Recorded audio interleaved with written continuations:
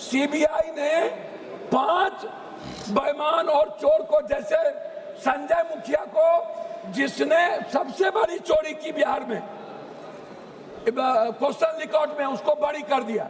आपने एक ऐसा कानून लाया जो माफिया और सरकार को बचाती है। धन्यवाद। किसी भी व्यवस्था के पहले आरटीआई और ऑडिट, सरकार सबसे पहले उसको किसी भी बिल लाने के पहले उससे अलग रखती है। ऑडिट क्यों नहीं होता है किसी भी पदाधिकारी का, किसी भी व्यवस्था का ऑडिट, और आरटीआई क्यों उससे दूर कर दिया जाता है? जब से सरकार बनी, ऑडिट और आरटीआई को सभी तरह के चोरी वाली व्यवस्था से उसको दूर कर दिया गया। दूसरी चीज, अध्यक्ष जी, जो कौन ऐसा व्यक्ति होगा, बाबा साहब अम्बेडकर ने स्पष्ट रूप से उन्होंने अपने संदर्भ में कही थी कि who is the responsibility, accountability तय किसकी होगी जो दुनिया में एक बेहतर व्यवस्था को चला पाएगा।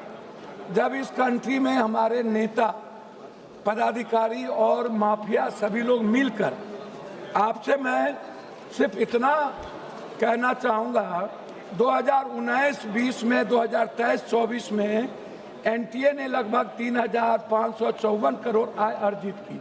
3,554 18 में एनटीए को लाया गया। उसके पहले वो मध्य प्रदेश में एजुकेशन में ये बड़े पदों पर थे।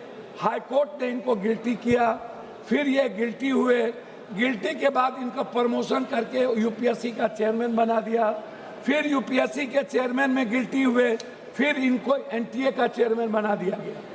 एक ही पदाधिकारी दुनिया में इतने ईमानदार हैं कि जिनको बार बार इनको दुनिया के बड़े पदों पर रख दिया जाता है और एनटीए के बारे में कोई चर्चा नहीं होती है।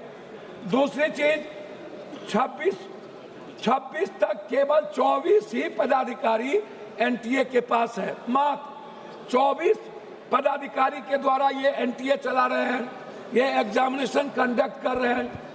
आपको आश्चर्य होगा सभापति महोदय, यह व्यक्ति, यह संस्था एक ऐसी संस्था है जिन्होंने 6 करोड़ से 8 करोड़ बच्चों का फॉर्म भरवाती है।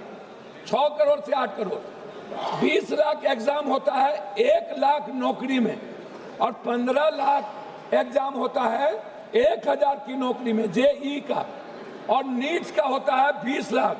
1 लाख नौकरी हम दे पाते हैं नहीं। हम कुछ बीएमएस में ले जाते हैं और कुछ हम बीएमएस के बाद नर्सिंग में ले जाते हैं। हमारे बच्चे क्या कहते हैं, क्या हुआ सर, पहली बार जब हमारे बच्चे ने एग्जाम दिया तो उनको लगा कि हम 490-500 के लगभग मार्क ले आएंगे। जब दूसरे बार एग्जाम दिया बच्चा तो उनको 290 डिप्रेस में चले गए। लगभग 26 बच्चों की शहादत के बाद और इतने बड़े जेएनजी के क्रांति के बाद कितने लोग डेथ किए, उनकी शहादत के बाद 1 लाख से ज्यादा बच्चे डिप्रेसमेंट में चले गए, डिप्रेशन में चले गए।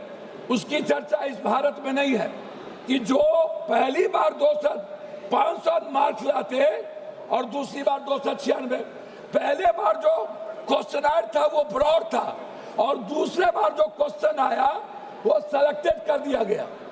मैं जानना चाहता हूं इस सरकार से 6 से 8 करोड़ फॉर्म क्यों भराया जाता है, ये पैसा एनटीए को क्यों दिया जाता है, ये इसमें किसकी किसकी हिस्सेदारी है।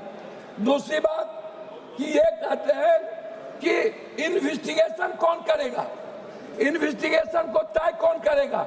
सीबीआई ने 5 बेईमान और चोर को, जैसे संजय मुखिया को, जिसने सबसे बड़ी चोरी की बिहार में क्वेश्चन रिकॉर्ड में, उसको बरी कर दिया। आप कह रहे हो एसआईटी, तो एसआईटी कौन बनाएगा, एसआईटी बनाएंगी सरकार। स्टेट के अधिकार को छीन लिया गया। हमारा उसमें आपसे सिर्फ रिक्वेस्ट है कि जो पेपर लीक मामला है, ये पेपर लीक से नहीं है, आप इसको इस रूप में मत देखिए, इसके टर्नओवर को देखिए। इसके 2026 में छोटे वेंडरों के लिए 5 से 10 साल की सजा। आपने एनटीए के बारे में कुछ नहीं कहा, एसटीएफ बनाएंगे सत्ताधारी।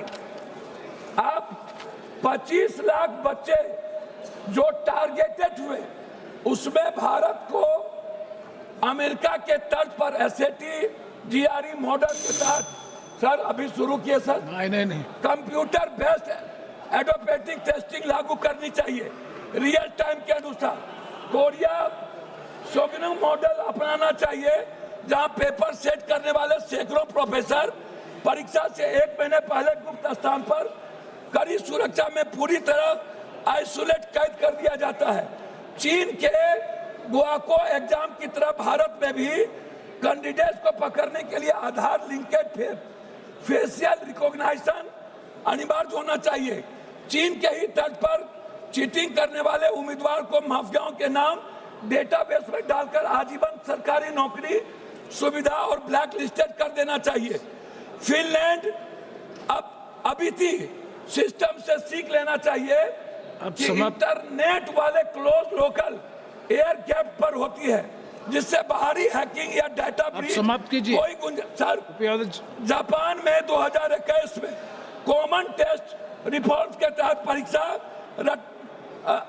रूट लर्निंग के साथ करना चाहिए।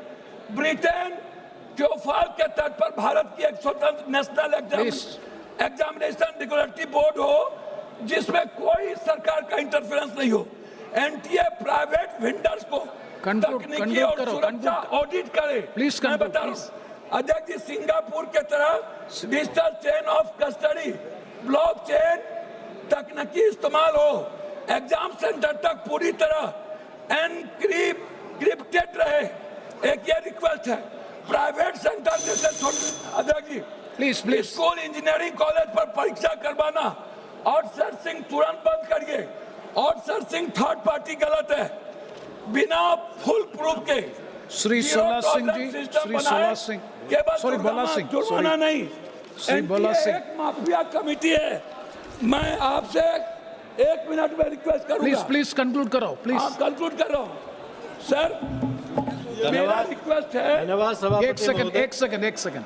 अरे सर, मेरा रिक्वेस्ट इसमें यह है कि बच्चों की सुरक्षा पर कोई चर्चा नहीं, एनटीए के ऑडिट, आरटीआई और उसको बर्खास्त करने की कोई चर्चा नहीं। आपने एक ऐसा कानून लाया जो माफिया और सरकार को बचाती है। धन्यवाद, शुरू करो। अंत में धन्यवाद सभापति महोदय।